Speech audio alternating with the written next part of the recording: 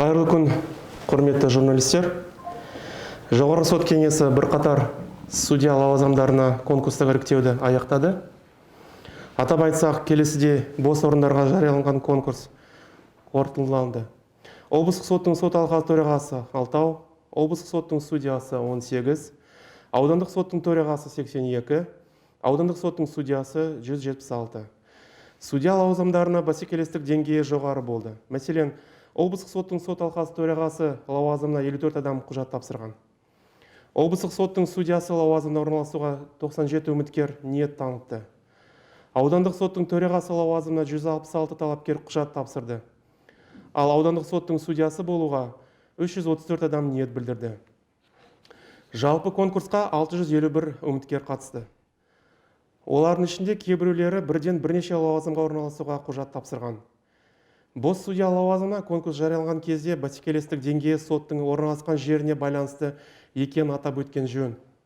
Мысалы, Алматы қаласындағы ювеналдық сот төрағасы лауазымына жарияланған конкурсқа 30 адам қатысты. Ал Алматыдағы Наурызбай аудандық соттың төрағасы болуға 29 үміткер құжат тапсырды. Ал шалғай орналасқан аудандық соттар төрағаларына 24 бос лауазымына жарияланған конкурста бірде-бір талапкер өтініш берген жоқ.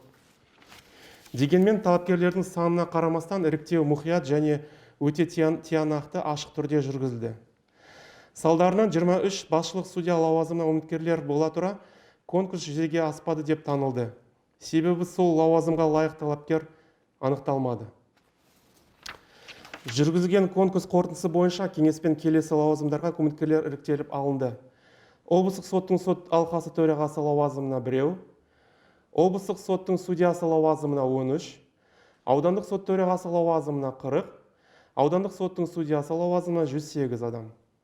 Облыстық соттың сот алқасы төрағасы лауазымына іріктеліп алынған судья өте тәжірибелі маман. Жасы 42-де, заңгерлік еңбек өтілі 21 жыл, сот жүйесінің еңбек өтілі 15 жыл. Облыстық соттың судьясы лауазымына іріктеліп алынғандардың орташа жасы 48-де, заңгерлік еңбек өтілі 23 жыл, сот жүйесіндегі жұмыс тәжірибесі 16 жыл. Аудандық соттың төрағасы лауазымына іріктеліп алынғандардың орташа жасы 43-те, заңгерлік еңбек өтілі 18 жыл, сот жүйесіндегі жұмыс тәжірибесі 9,5 жыл.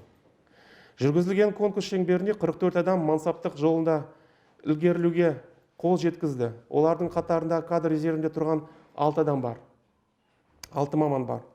Аудандық соттың судьясы лауазымына ұсынғандар қатарында жеке және корпоратив сектор заңгерлері, мемлекеттік органдардың заңгер мамандары, адвокаттар, прокурорлар, академиялық орта өкілдері, сот жүйесінің қызметкерлері және қызметтегі судьялар.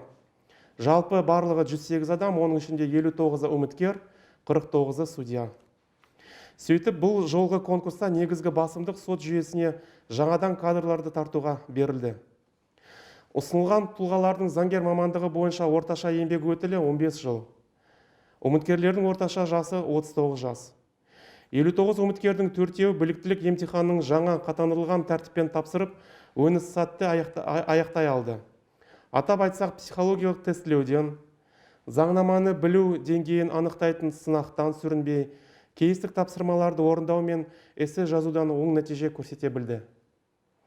Бірінші рет аудандық соттың судьясы лауазымына ұсынғандардың 80% магистр немесе ғылым кандидаты дәрежесіне ие.